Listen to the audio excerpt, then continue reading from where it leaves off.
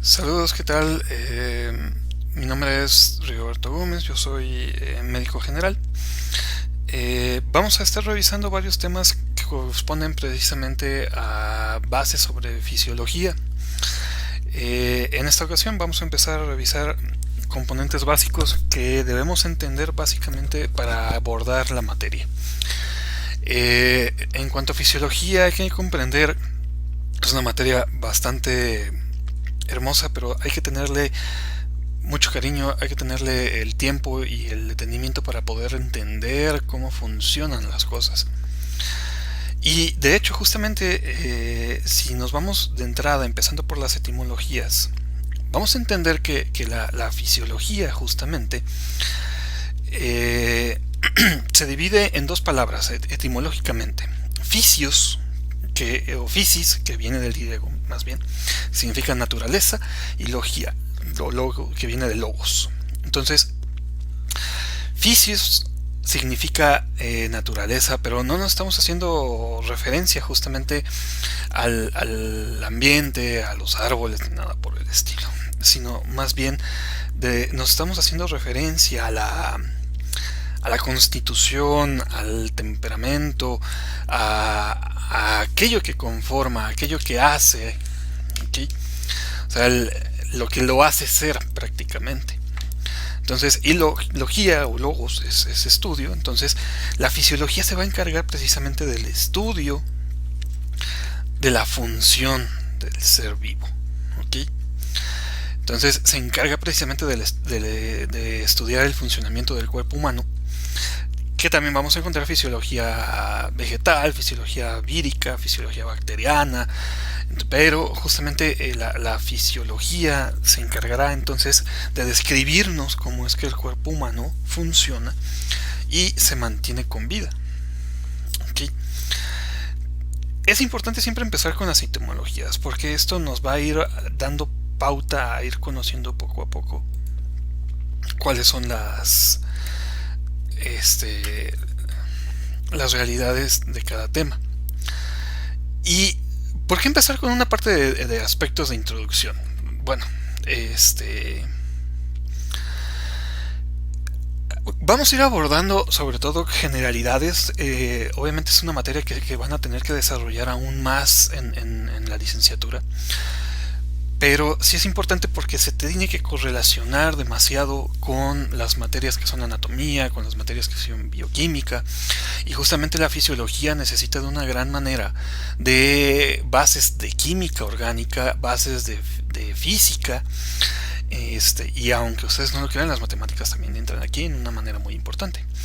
Entonces, justamente vamos a abordar algunos conceptos rápidos que debemos entender para poder ahora sí empezar con los demás temas básicos.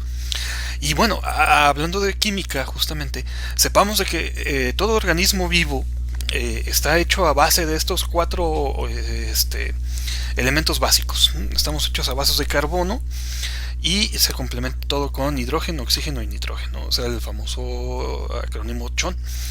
Entonces, los organismos vivos sobre la faz de este planeta están hechos a base de estos elementos. Y es lo que comprendemos en la química orgánica. La interacción de estos va a ir generando precisamente distintos tipos de moléculas que al interactuar precisamente mueven o activan más bien distintas funciones. Estas moléculas se unen en más moléculas más grandes, conocidas como macromoléculas, y por ejemplo se pueden formar las famosísimas biomoléculas, que son proteínas, carbohidratos, ácidos grasos, ácidos nucleicos, y son los elementos esenciales de los seres vivos. Justamente las proteínas dan constitución, los carbohidratos dan energía, los ácidos grasos también dan parte de energía y también son reservorio energético, termodinámico. Los ácidos nucleicos funcionan como reservorio de información. Entonces estos elementos son clave en todo organismo vivo. ¿Qué otros hay que mencionar? Bueno, además de los elementos químicos con los cuales encontramos dentro del cuerpo humano, somos seres constituidos a partir de agua. ¿Okay? Gran porcentaje del cuerpo humano está precisamente conformado por líquido.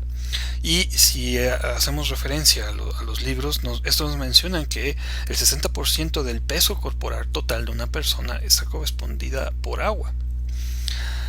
Entonces, si tomamos en consideración, por ejemplo, una persona promedio de 70 kilogramos, y sabemos que el 60% de ella es agua, pues bueno, esos 70 kilos, 42 kilos corresponden a agua. O sea, esta persona está formada por 2 garrafones de agua y 2 botellas de al litro, ¿no? Obviamente la cantidad de líquido se va modificando dependiendo de la constitución física. Recordemos que toda persona es distinta, todo ser vivo es diferente y va a tener distintas conformaciones. Simplemente, por ejemplo, podemos observar que en personas con mayor masa adiposa, o sea, hacen más grasa, obviamente tienen menos agua. Recordemos que el agua y las grasas no se llevan muy bien, se repelen, ¿no? Y por lo tanto las personas que tienen menos masa adiposa, o que tuviesen más masa muscular, por lo general tendrían más porcentaje de agua. ¿Okay? En teoría también el hombre tiene un porcentaje mayor de agua que la mujer, pero volvemos a lo mismo. Todo depende muchísimo de las características físicas y las condiciones de cada persona o de cada ser vivo. ¿Okay? Ahora, el agua del cuerpo humano justamente se distribuye en distintos componentes. Vamos, no está acumulada en un solo sitio. La voy a tener distribuida en varios sitios en particular a través de todo el organismo. Y es lo que conocemos como los líquidos corporales.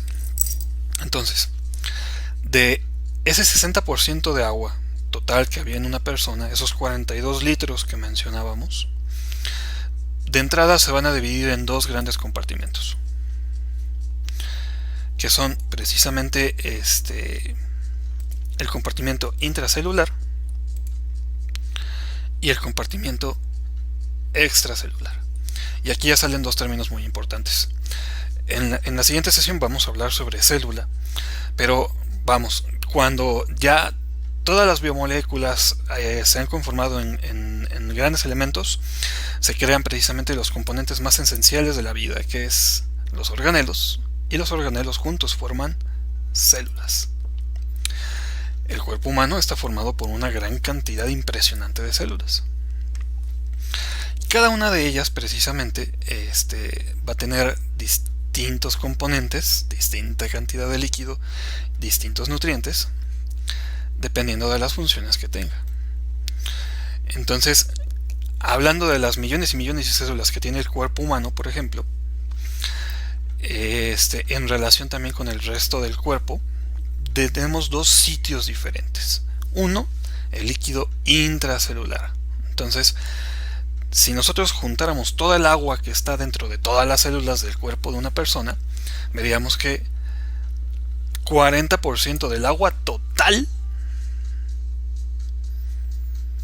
van a estar dentro del interior de las células. Y el restante se va a encontrar fuera del espacio de las células. Aquí, por ejemplo, nos lo ponen en peso corporal, ¿no? 40% del peso corporal del agua y 20%. Ya si lo revisamos en otros libros podemos ver otras clasificaciones, pero sí, o sea, si revisamos, el mayor porcentaje de líquido del agua se encuentra dentro de las células, en particular en el líquido intracelular, ¿ok? Y el restante se va a dividir en el líquido extracelular. Todo ese líquido que está rodeando las células del cuerpo humano, que se encuentra precisamente en la sangre, que se encuentra en el líquido que rodea los órganos internos. Todo eso se llama como el líquido extracelular. ¿Okay? El líquido extracelular a su vez se divide en 2 grandes compartimentos. El líquido intersticial, que es un líquido que envuelve a todos los órganos del cuerpo humano. ¿ok? Muchos órganos necesitan precisamente estar lubricados para evitar generar roce o inflamación en los tejidos. Entonces vamos a encontrar esta cantidad de líquido, como pues el líquido de las articulaciones, el líquido sinovial, el líquido abdominal en el estómago, en el abdomen precisamente, en el cerebro, el líquido cefalorraquídeo, alrededor del corazón, el líquido pericárdico. Esos son los líquidos intersticiales, ¿okay?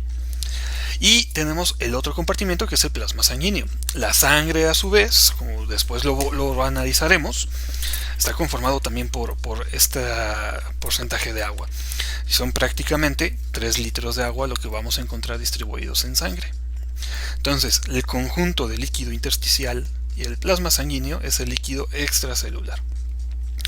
Y el líquido intracelular corresponde a toda el agua que encontramos en el interior de las células del cuerpo humano, ¿vale? Entonces, sabemos que el cuerpo está formado por carbono, hidrógeno, oxígeno, nitrógeno, que el cuerpo está formado por un 60% de agua, aproximadamente, y que el agua entonces se distribuye en estos dos grandes compartimentos.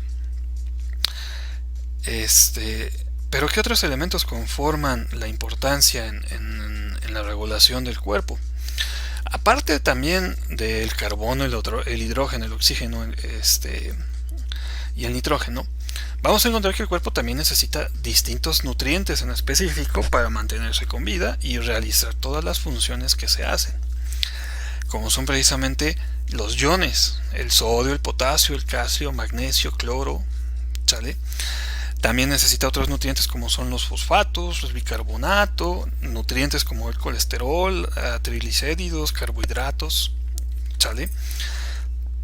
Entonces, todos estos nutrientes en particular también se encuentran distribuidos en distintas concentraciones, tanto en el líquido extracelular como en el líquido intracelular. Vamos a ver más adelante que, por ejemplo, en el líquido extracelular, las concentraciones de algunos iones son mayores que en el líquido intracelular.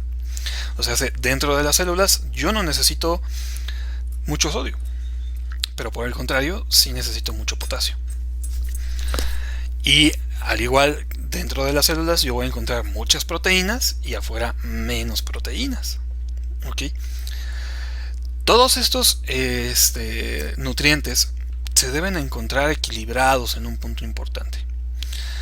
Y aquí van a salir precisamente dos términos muy necesarios que también tenemos que abordar en esta parte introductoria. De alguna u otra manera, pues estos nutrientes también se mueven de un lado hacia otro, o sea, hacia fuera o dentro de las células. Porque invariablemente, pues la célula en ocasiones requerirá de estos nutrientes y en otras ocasiones requerirá eliminar también estos nutrientes. Es de aquí que salen dos mecanismos. Bueno, un mecanismo muy importante, que es precisamente la ósmosis. La ósmosis, fuera de ser aquella necesidad de dormirte sobre un libro para ver si se te llena la cabeza de información, es un mecanismo químico que nos explica precisamente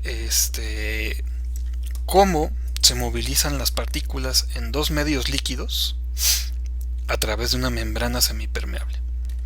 ¿Qué quiere decir esto?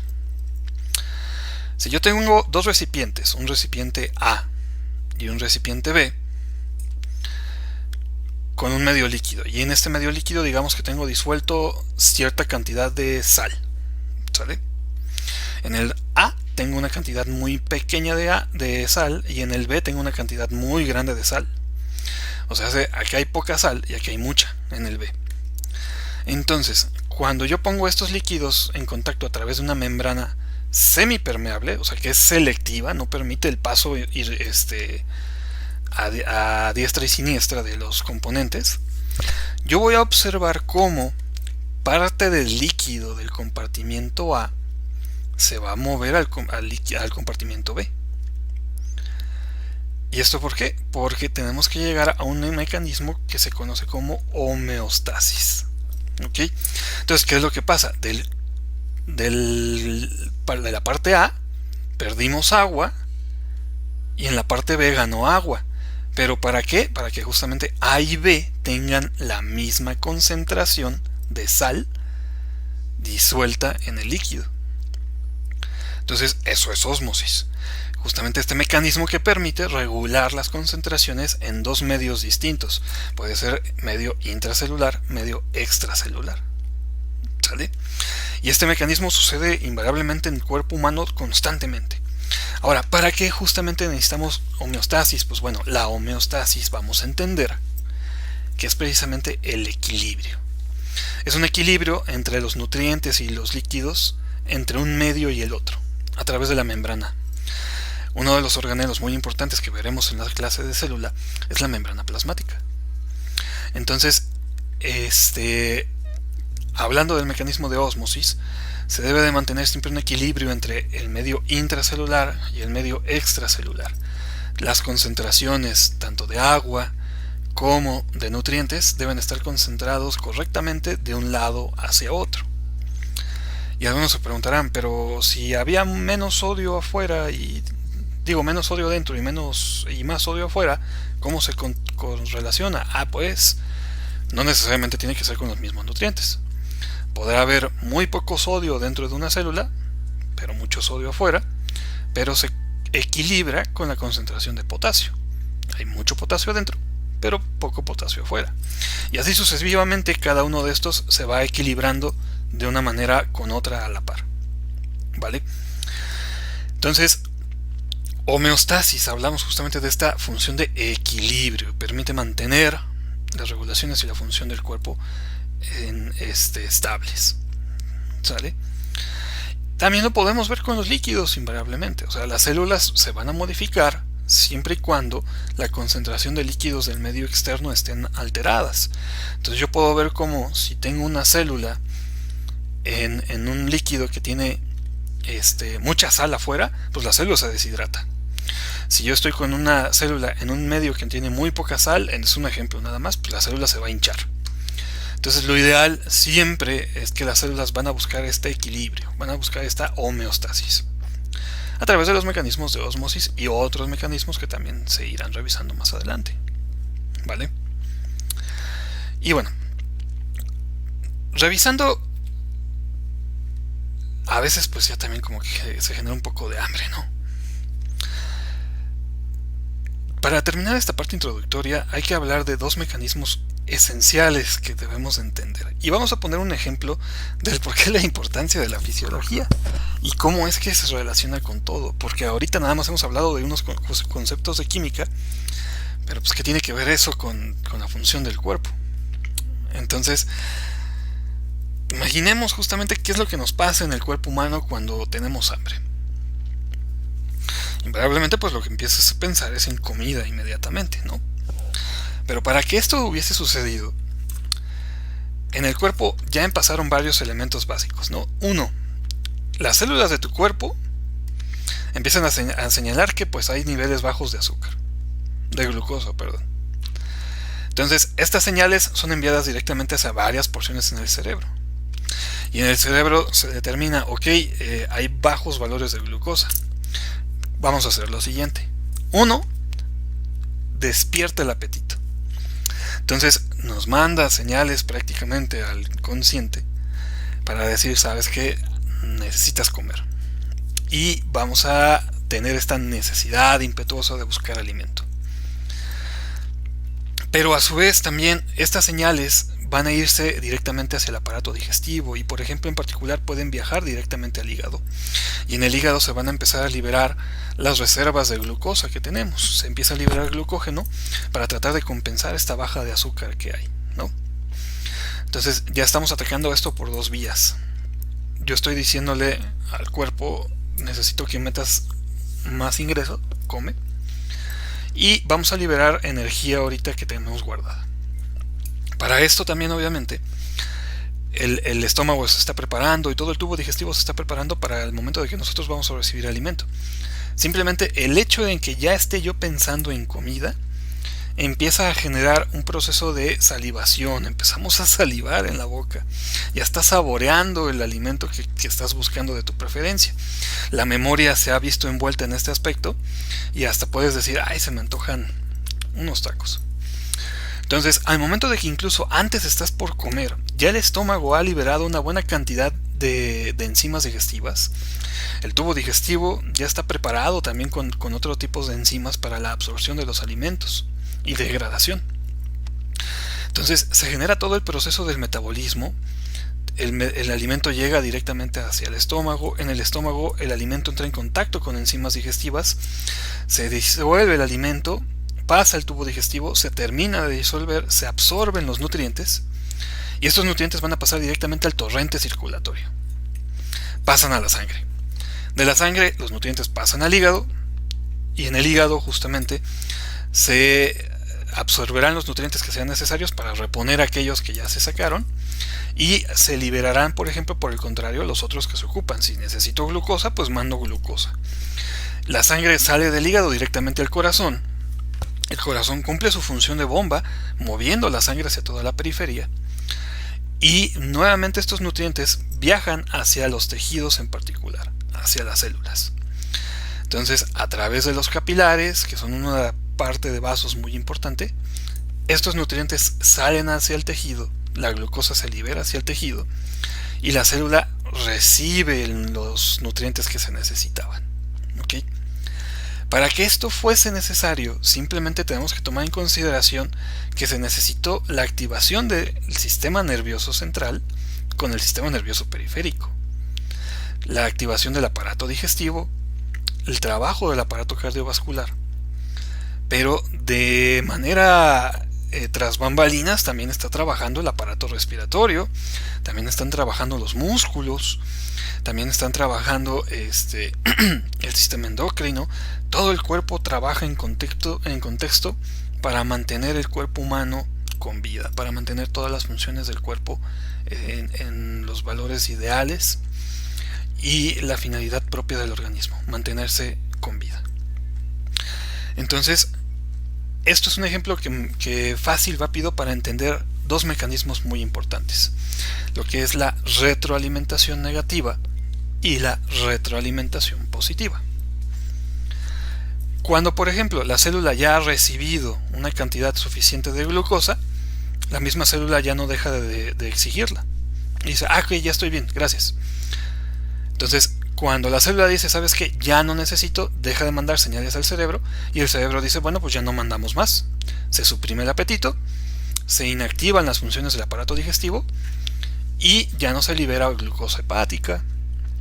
Entonces, un mecanismo inicial, cuando la célula ocupaba glucosa, generó una respuesta positiva en el cerebro.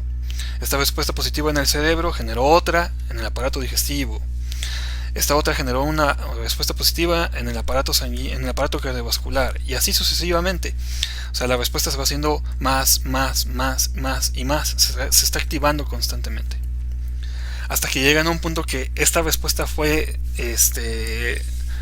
realizada, fue satisfecha y por lo tanto se elimina el mecanismo.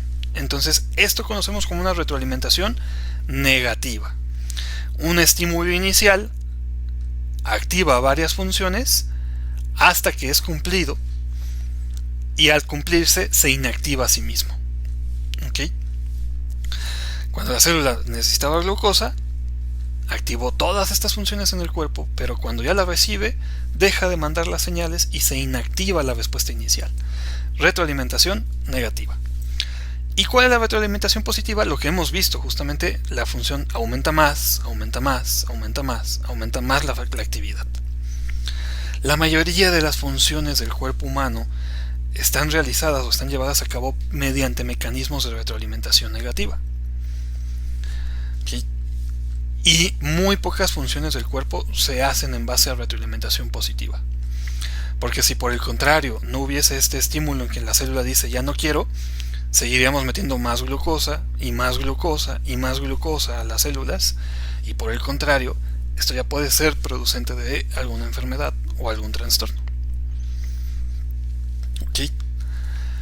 Entonces, los mecanismos de retroalimentación positiva y negativa son importantes para entender cómo funcionan todas las actividades del cuerpo humano. ¿Vale? Bueno. Realmente recomendaciones básicas para estudiar este tema. no hay mejor manera que estudiar que los dos libros más icónicos. El Gaiton y el Ganon son de verdad dos de las recomendaciones que yo les puedo dar. Hace muchos años yo recomendaba el Tortora, pero sinceramente lo pueden utilizar, pero nada más como si es algo introductorio. Ya es mejor irnos directamente a las fuentes verdaderas. Y la verdad, tanto Ganon como Gaiton te explican las cosas de una manera muy, muy bonita. Entonces yo creo que estos dos libros son muy buena recomendación para su estudio. ¿Vale? Entonces, vamos a culminar esta parte por aquí y nos veremos en la siguiente sesión.